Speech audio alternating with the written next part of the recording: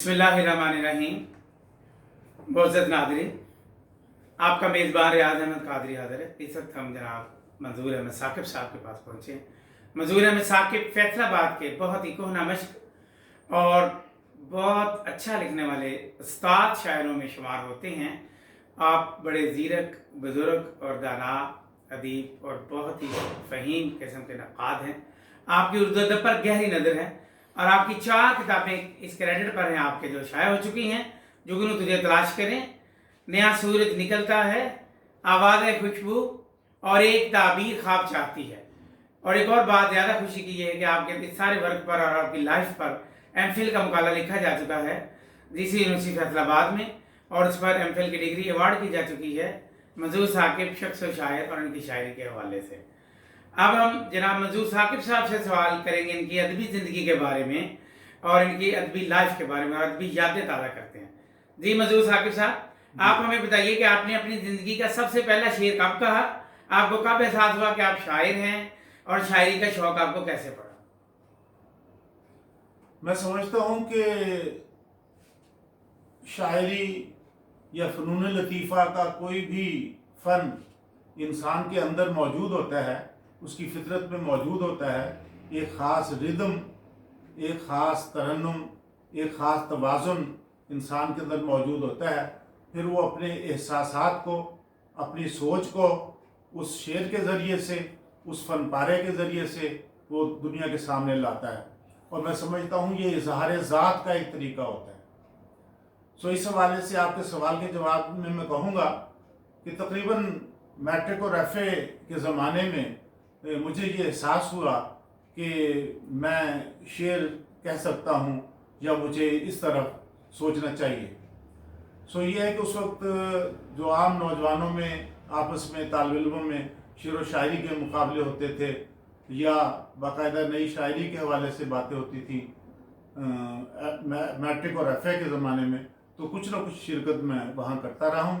लेकिन यह है कि बीए के ज़माने में कह लें, ग्रेजुएशन में और ग्रेजुएशन के बाद, ग्रेजुएशन करते हुए फैसलाबाद गवर्नमेंट कॉलेज फैसलाबाद से के मुशायरों में मैं हिस्सा लेता रहा हूँ और उसके बाद आहिस्ता आहिस्ता ये चीज़ जो है वो पनपती रही। आपका अपना पहला शेर याद होगा या अपनी पहली गज़ल कोई जो आपने कही? हाँ, वो पहला शेर तो अब याद नहीं है। मुझे याद आ रहा है कि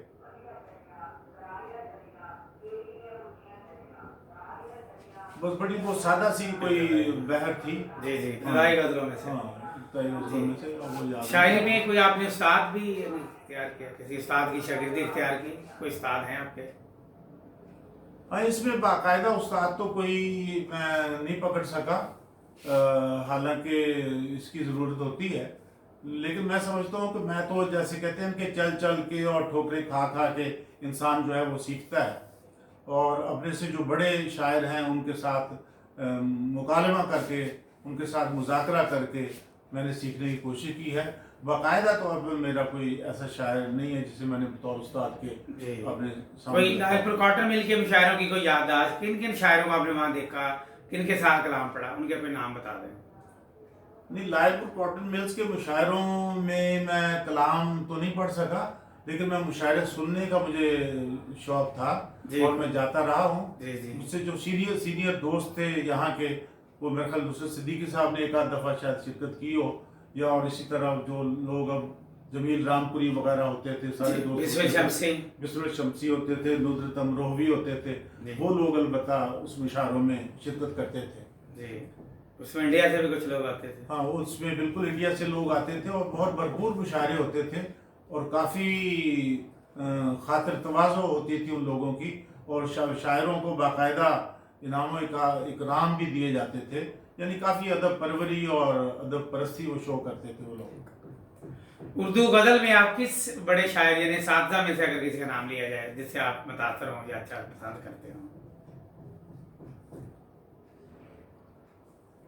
उर्दू गज़ल में जो मारूफ शायर हैं, अहमद फराज हैं, फैज़ अहमद फैज़ हैं, तो इस हवाले से ये लोग हैं जो मारूफ हैं और काफ़ी उनकी गिरफ्त है अदब पर, मैं समझता हूँ। پاکستان کے حوالے سے، انڈیا کے حوالے سے. یہ آپ کے آئیڈیل استاد یعنی شعراء کرام میں سے ہیں. تو میں نے اس حوالے سے میں نے یہ سوچا ہے قاضی صاحب کہ میں نے مختلف شعراء کو تھوڑا تھوڑا پڑھا ہے. جی جی. کوئی بالکل علامہ اقبال کو بھی پڑھا ہے، شاید باقی شاعروں کی نسبت علامہ اقبال کو میں نے زیادہ پڑھا ہے. جی. لیکن میں نے یہ دیکھا ہے کہ میں نے ہر شاعر سے کچھ سیکھنے کی کوشش کی ہے. واہ واہ، بہت اچھی اس بات. کی سوچ سے، اس کے نظریات سے، اس کے فن ادب سے اور اس کی لفاظیت سے میں نے کچھ نہ کچھ سیکھنے کی کوشش کی ہے اور اسے اپنے اندر سمونے کی کوشش کی ہے. اس طرح مختلف لوگوں کو پڑھ کر جب میں بات کرتا ہوں یا بات کہتا ہوں، شعر کہتا ہوں، تو میں سمجھتا ہوں کہ وہ ایک زیادہ متوازن رائے میں اپنی بیان کر پاتا ہوں. فیصل آباد کی غزل سے مطمئن ہیں آپ غزلیہ شاعری سے؟ ہاں، میں سمجھتا ہوں کہ فیصل آباد میں بہت اچھی غزل ہو رہی ہے اور بحیثیت مجموعی میں سمجھتا ہوں کہ پاکستان میں انڈیا سے زیادہ اچھی غزل ہو رہی ہے. بہت اچھی. انڈیا کے شاعروں کو میں نے دیکھا ہے، شاعرات کو سنا ہے، لیکن وہ بالکل رسمی اور روایتی قسم کے شاعری جو ہے وہ ہو رہی ہے. پاکستان میں بہت جدید قسم کی شاعری ہو رہی ہے.